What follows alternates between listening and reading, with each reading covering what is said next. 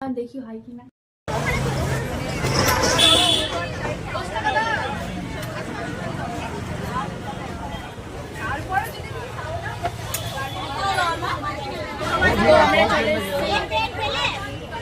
মিষ্টি কিনছি এখন।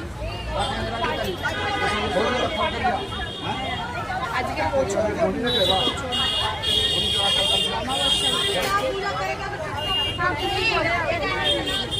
আমার কথা শোনা যাচ্ছে নাকি জানি না ঠিক।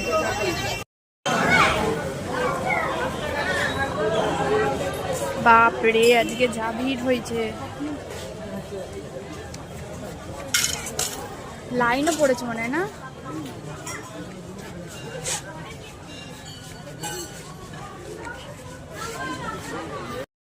তো এই যে আমরা এখন লাইনে দাঁড়িয়েছি, প্রচন্ড লাইন।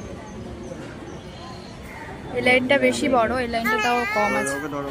বলো তুমি কতদিন পরে আসলে মন্দিরে? 1 মাস, 1 মাস হলেও বেশি। কেমন লাগছে লাইনে দাঁড়িয়ে?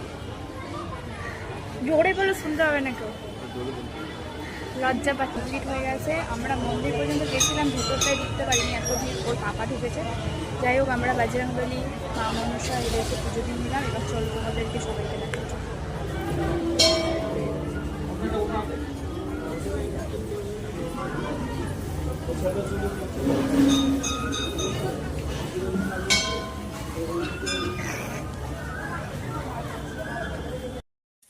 হ্যালো সবাইকে। তো এই আসলাম, কি গরম বাইরে, বাপরে প্রচন্ড গরম। আর এই যে দেখো, ওর খুব ঘুম পেয়েছে। আরে দেখো দরজা পাখি মামলে গিয়ে হবে এদিকে। যাই হোক, চলো তোমাদের সাথে আবার পরে কথা হচ্ছে। আমি ড্রেস ফ্রেস এবার চেঞ্জ করে নিই। চলো বাই বাই।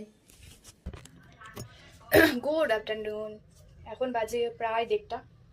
তো আমি তো চলে এসেছি, আস্তে আস্তে 12:30 বেজে গেছে। আজকে প্রচণ্ড ভিড় ছিল যেহেতু আমাবস্যা। আর এসে একটু ফ্রেশ হয়ে নিলাম, ফার্স্টে খেয়ে নিলাম, এত খিদে পেয়ে গেছিলো না, 12:30 বেজে গেছে। তো খেয়ে তারপরে এই যে ফ্রেশ হয়ে নিচ্ছি। আর মাম্মা আছে ওর পাপার কাছে, আর আমি একটু ফ্রেশ হয়ে যে ক্রিম লাগিয়ে তারপর হচ্ছে ওর খাবার রেডি করবো। আমি ওর খাবার মানে করেই গেছিলাম, ভাগ্যিস ভাত করেই দিয়ে গেছিলাম। তো চলো বাই।